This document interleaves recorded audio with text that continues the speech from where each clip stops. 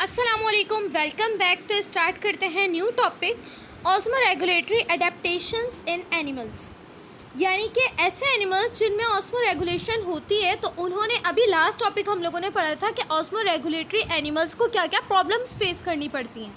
अब हम लोग पढ़ेंगे कि उन प्रॉब्लम्स को ओवरकम करने के लिए और ऑस्मोरेगुलेटरी एनिमल्स ने अपने अंदर क्या क्या मॉडिफिकेशंस किए हैं, क्या क्या एडेप्टेशंस किए हैं, क्या क्या नई चीज़ें वो अपने अंदर इम्प्रूवमेंट्स लेकर आए।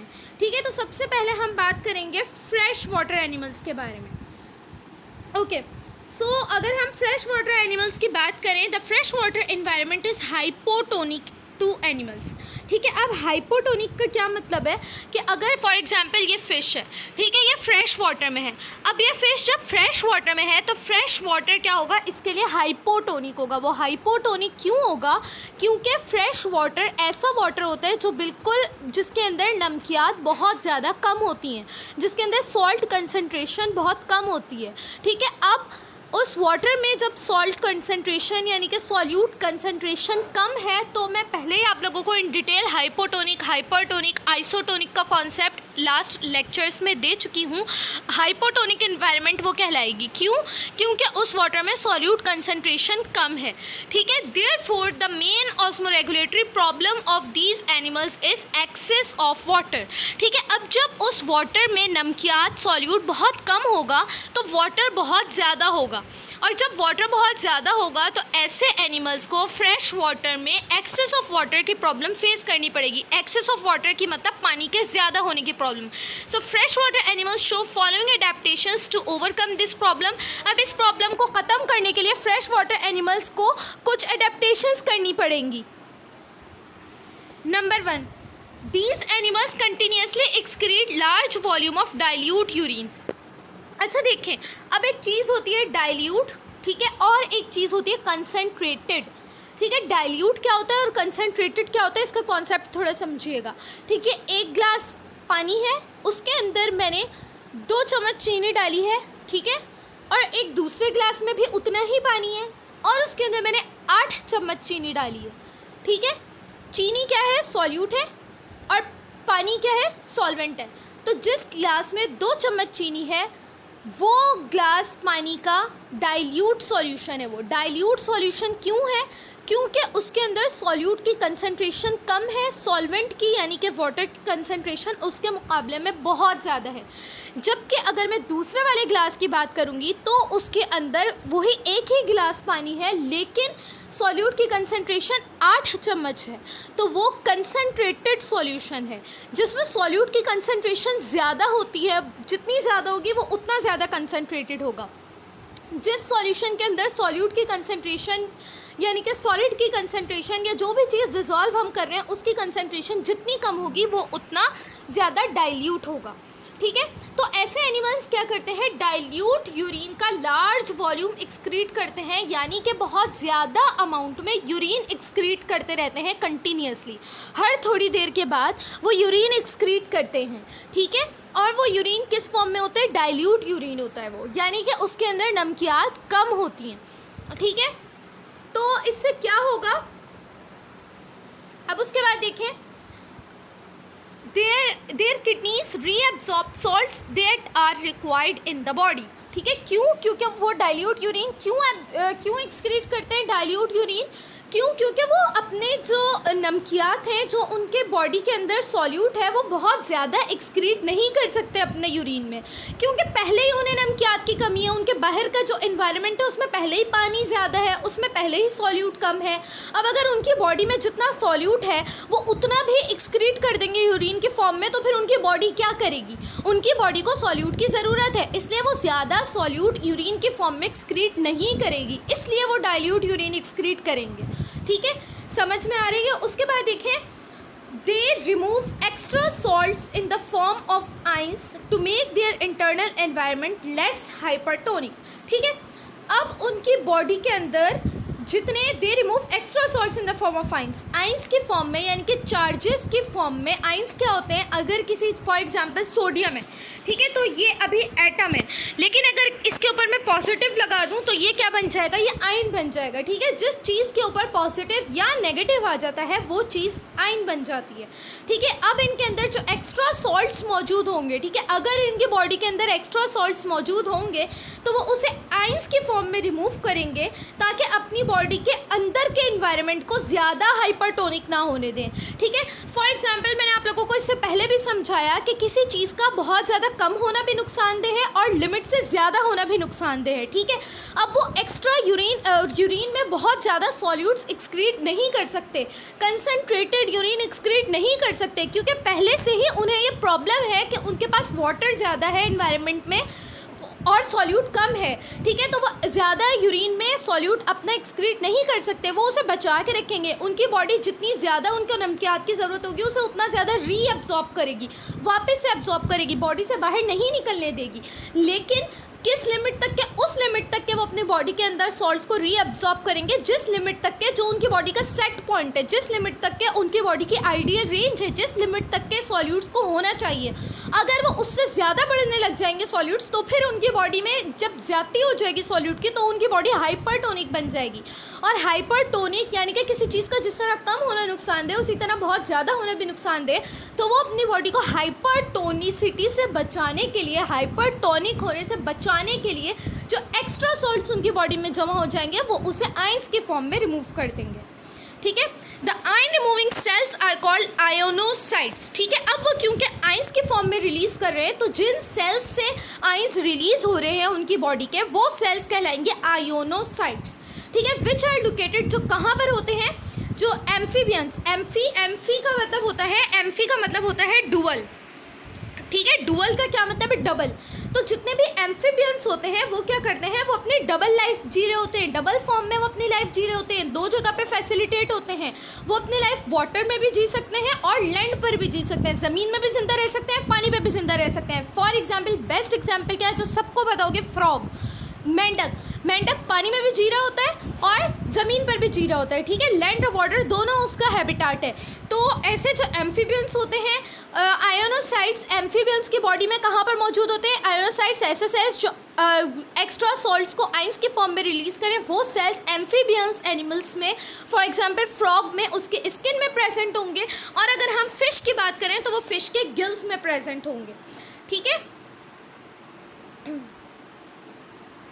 ये रहे फिश के गिल्स, यहाँ पर बने हुए भी हैं, ठीक है। फिर उसके बाद आ जाए third point, the animal like protist of fresh water possess contractile vacuole. अब प्रोटिस्ट की बात हो रही है। प्रोटिस्ट क्या है, प्रोटिस्ट माइक्रो ऑर्गेनिजम्स हैं, वो ऑर्गेनिजम्स जो हमें नॉर्मल आई से नहीं दिख रहे होते, जिन्हें हमें माइक्रोस्कोप के अंडर ऑब्जर्व करना पड़ता है, या जो सिंगल सेल्यूलर होते हैं, ठीक है, यूनिसेल्यूलर, वो प्रोटिस्ट। उनकी बेस्ट एग्जाम्पल है हमारे पास अमीबा। अमीबा का नाम सबने सुना होगा, बहुत दफ़ा सुना होगा, ठीक है। तो अमीबा ऐसे जो फ्रेश वाटर में रहने वाले प्रोटिस्ट होते हैं, छोटे छोटे जानदार होते हैं, माइक्रो ऑर्गेनिजम्स होते हैं। उनके अंदर क्या होता है, उनकी बॉडी के अंदर कॉन्ट्रैक्टाइल वैक्यूल होता है, ठीक है। कॉन्ट्रैक्टाइल वैक्यूल, एक वैक्यूल जैसे हम एनिमल सेल के अंदर भी वैक्यूल मौजूद होता है जो हमारे फूड को स्टोर करके रखता है, ठीक है। बिल्कुल उसी तरीके से अमीबा की बॉडी के अंदर भी कॉन्ट्रैक्टाइल वैक्यूल्स होते हैं, छोटे छोटे। वो क्या करें, इस फॉर्म में, इस तरह सर्किल की शेप में वैक्यूल्स प्रेजेंट होते हैं, ठीक है। वो वैक्यूल्स क्या करते हैं उस बॉडी के अंदर, to store and remove extra water. Extra water की अगर उन्हें ज़रूरत होती है तो वो वाटर को स्टोर भी करते हैं कॉन्ट्रैक्टाइल वैक्यूल के अंदर, और अगर उन्हें उसी वाटर को रिमूव करना होता है तो भी कॉन्ट्रैक्टाइल वैक्यूल से ही रिमूव कर रहे होते हैं, ठीक है। तो ये था फ्रेश वाटर एनिमल का एडेप्टेशन। अब उसके बाद हम लोग करेंगे मेरीन एनिमल्स की adaptation. The marine water has high salt concentration.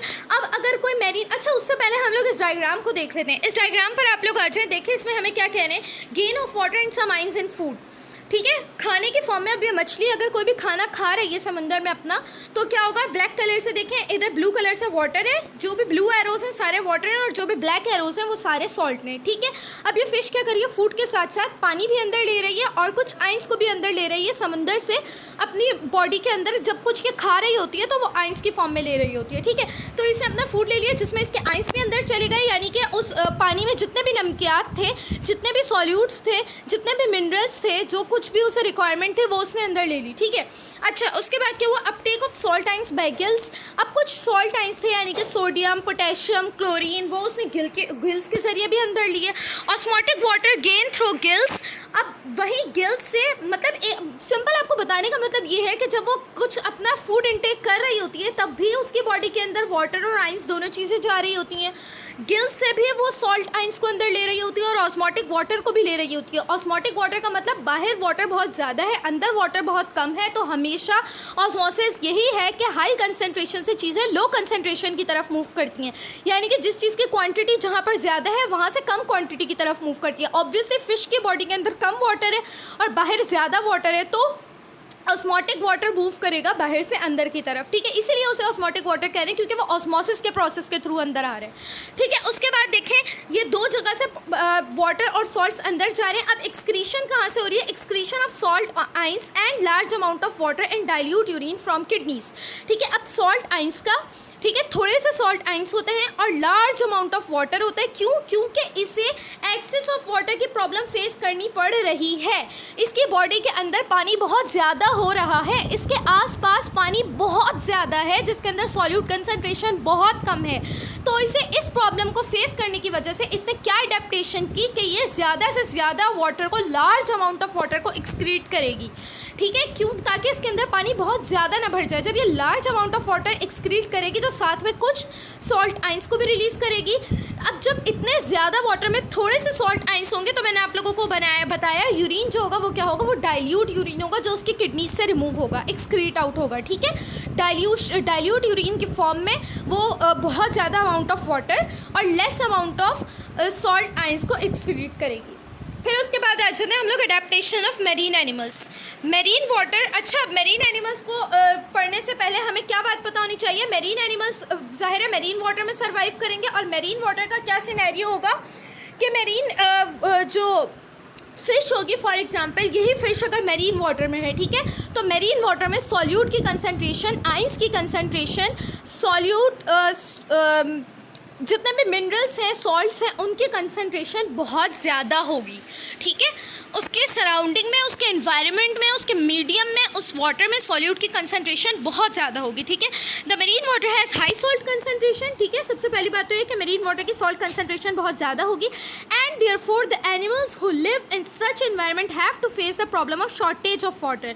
ठीक है, जब सॉल्ट कंसनट्रेशन बहुत ज़्यादा होगी, जैसे मैंने आप लोगों को एग्जाम्पल दी थी कि एक ग्लास में, 2 ग्लासेस में सेम अमाउंट पानी का है। ठीक है, एक में मैंने 2 चम्मच चीनी डाली, एक में मैंने 8 चम्मच चीनी डाली। ठीक है, तो एक में मैं ये कह सकती हूँ कि चीनी कम है, एक में चीनी ज़्यादा है। या मैं इसको दूसरी तरह ये भी कह सकती हूँ कि पहले वाले में पानी बहुत ज़्यादा था जिसमें चीनी कम थी, ऑब्वियसली उसमें पानी बहुत ज़्यादा था, और दूसरे वाले में जिसमें चीनी ज़्यादा थी, ऑब्वियसली उसमें पानी कम था। ठीक है, तो सॉल्ट कंसनट्रेशन के ज़्यादा होने का क्या मतलब है कि वहाँ पर वाटर की उसे कमी होगी। ठीक है, क्यों, क्योंकि उस पानी के अंदर नमकियात बहुत ज़्यादा भरे हुए हैं। ठीक है, फ्रेश वाटर एनिमल्स को वाटर का एक्सेस फेस करना पड़ेगा, उनके लिए पानी बहुत ज़्यादा होगा, और मेरीन एनिमल्स को शॉर्टेज ऑफ वाटर फेस करनी पड़ेगी। और ऑब्वियसली जब वाटर की शॉर्टेज होगी तो मतलब सॉल्ट्स बहुत ज़्यादा है, एक्सेस ऑफ सॉल्ट है। ठीक है, फिर उसके बाद आ जाए इधर, तो अब देखें इन प्रॉब्लम्स को टैकल करने के लिए मेरीन एनिमल्स क्या क्या अडेप्टेशंस करते हैं।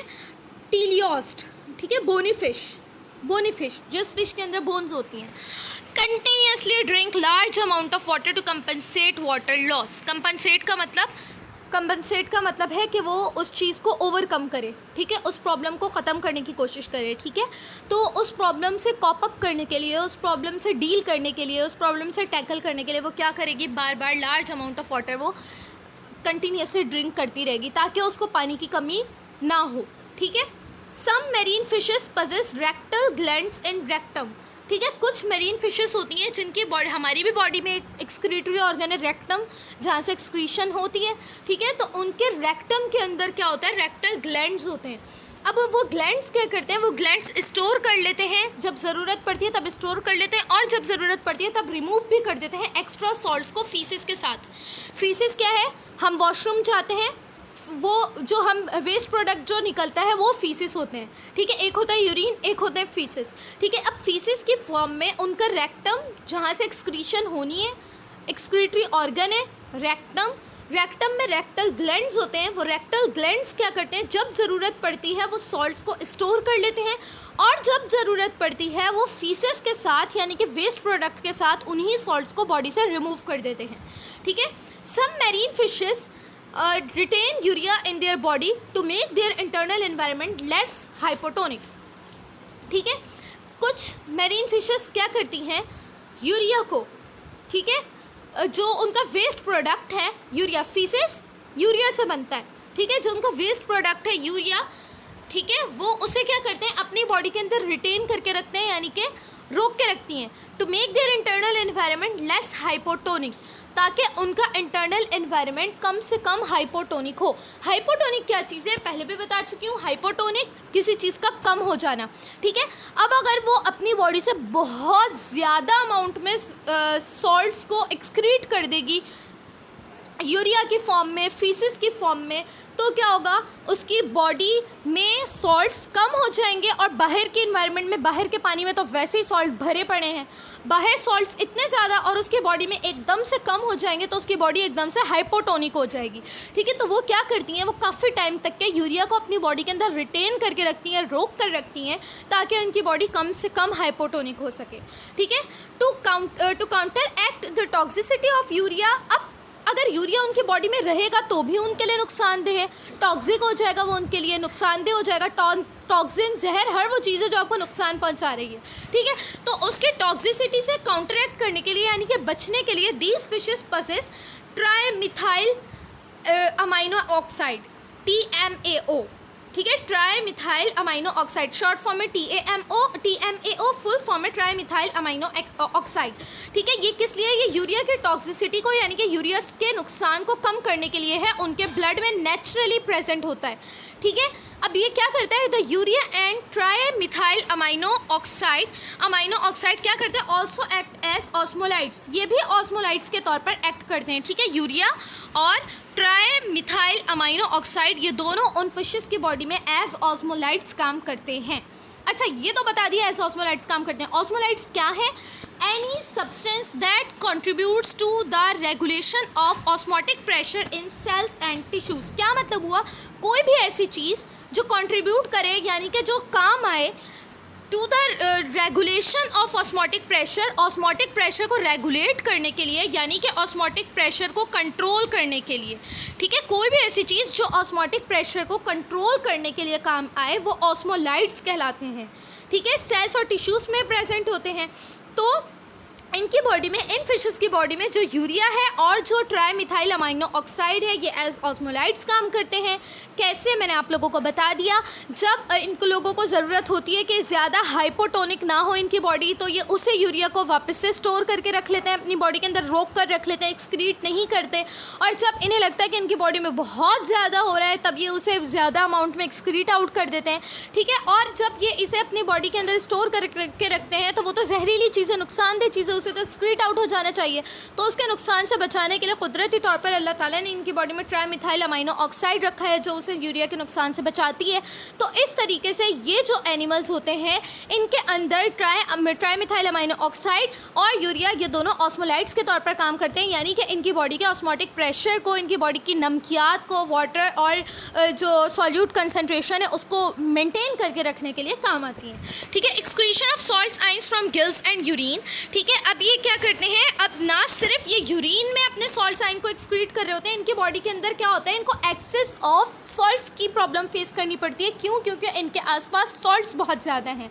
अब जब इन्हें एक्सेस ऑफ सॉल्ट, यानी कि सॉल्ट का इतना ज़्यादा होना फेस करना पड़ता है, तो ये तो ज़ाहिर है सॉल्ट्स को निकाल के फेंकेंगे, ठीक है। वो ऊपर वाली जो कंडीशन थी वो कंडीशन थी कि जब बहुत ज़्यादा नहीं निकालना है। क्यों? क्योंकि अगेन मैं रिपीट करूँगी, अगर किसी चीज़ का बहुत ज़्यादा होना नुकसानदेह है तो एकदम से बहुत कम होना भी नुकसानदेह है, ठीक है। तो उस लेवल तक के, जब तक के एक सेट पॉइंट आ जाए कि जितना इनकी बॉडी में कोई सॉलिड होना चाहिए, उस पॉइंट तक के ये जो है एक्सक्रीट करते रहेंगे। लेकिन जब इन्हें ऐसा फील हो कि इनकी बॉडी हाइपोटोनिक हो रही है, अब वही सॉल्ट्स इतने रिलीज हो रहे हैं, इतने एक्सक्रीट हो रहे हैं कि उनकी कमी पड़ रही है, तो फिर वो उसे रिटेन करके रखेंगे फीसेस को, ठीक है। ये बात थी, ठीक है। अच्छा, अभी जब नॉर्मल कंडीशन है, जब सॉल्ट्स कम नहीं पड़े, जब बॉडी हाइपोटोनिक नहीं हो रही है, जब इन्हें प्रॉब्लम फेस करनी पड़ी है एक्सेस ऑफ सॉल्ट की, तो फिर ये क्या करेंगे? सॉल्ट्स को ना सिर्फ यूरिन के साथ एक्सक्रीट करेंगे, बल्कि अपने गिल्स से भी रिमूव करेंगे। जो इनके गिल्स होते हैं फिशेस के, जो पिछले डायग्राम में मैंने आपको दिखाई थी लास्ट स्लाइड में, उससे भी रिमूव करेंगे। These are low molecular weight organic compounds that influence the properties of biological fluids, example amino acid, urea etc. और कहने के जितने भी ऑर्गेनिक कंपाउंड्स हैं जो बायोलॉजिकल फ्लूइड्स की प्रॉपर्टीज़ को असरअंदाज कर रहे हैं, इन्फ्लुएंस कर रहे हैं। बायोलॉजिकल फ्लूइड्स यानी कि बॉडी में जो सॉल्ट है और जो वाटर कंटेंट है वो बायोलॉजिकल फ्लूइड है, ठीक है, उसको असरअंदाज करने की कोशिश कर रहे हैं। ये बहुत ज़्यादा लो मॉलिक्यूलर वेट है, यानी कि इनका इतना ज़्यादा मॉलिक्यूलर वेट नहीं है। फॉर एग्जांपल वो कौन कौन से कंपाउंड्स हैं, कौन कौन से सॉल्यूट्स की यहाँ पर बात हो रही है? अमाइनो एसिड की और यूरिया की।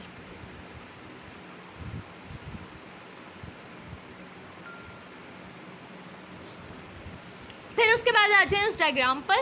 अब इधर से देखें, ये क्या कर रही है? अपने माउथ के थ्रू खाना खाने के साथ साथ जो है वो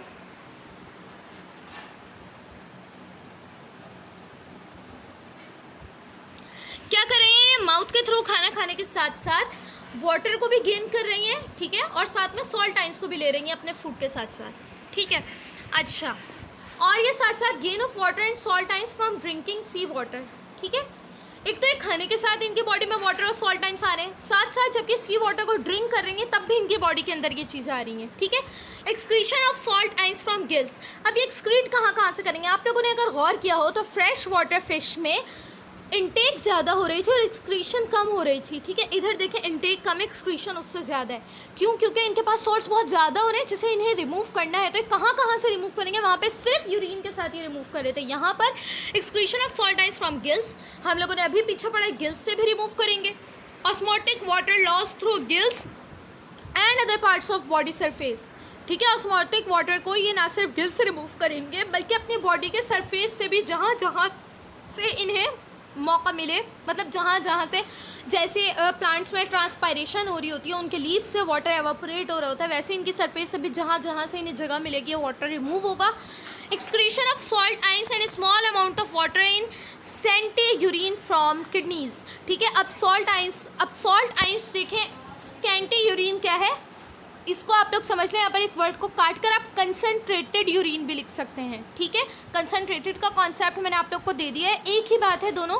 क्या बात है कि सॉल्ट देखें, स्मॉल अमाउंट ऑफ वाटर होगा, वहाँ पर फ्रेश वाटर में स्मॉल अमाउंट ऑफ सॉल्ट थे और लार्ज अमाउंट ऑफ वाटर था।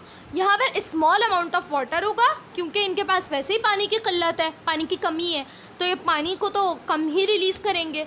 बाकी ये सॉल्ट आइंस इनके पास ज़्यादा हो रहे हैं तो ये ज़्यादा अमाउंट में सॉल्ट आइंस की एक्सक्रीशन करेंगे। बेशक यहाँ पर नहीं लिखा हुआ कि लार्ज अमाउंट ऑफ सॉल्ट आइन होगी, लेकिन स्कैंटी यूरिन का मतलब है कि कंसनट्रेटेड यूरिन होगा, मतलब जिसके अंदर सॉल्ट ज़्यादा होगा और वाटर कम होगा। तो यहाँ पर ये टॉपिक एंड होता है। इंशाल्लाह मिलेंगे अभी आप लोगों का टेरेस्ट्रियल एनिमल्स रहता है, तो टेरेस्ट्रियल एनिमल्स के एडेप्टेशन मैं आप लोगों को इंशाल्लाह कराऊंगी नेक्स्ट वीडियो में। तो मिलते हैं नेक्स्ट वीडियो में नेक्स्ट टॉपिक के साथ इंशाल्लाह। अल्लाह हाफ़िज़। दुआ में याद रखें और मेरे चैनल को सब्सक्राइब करें, वीडियोस को ज़्यादा से ज़्यादा शेयर करें।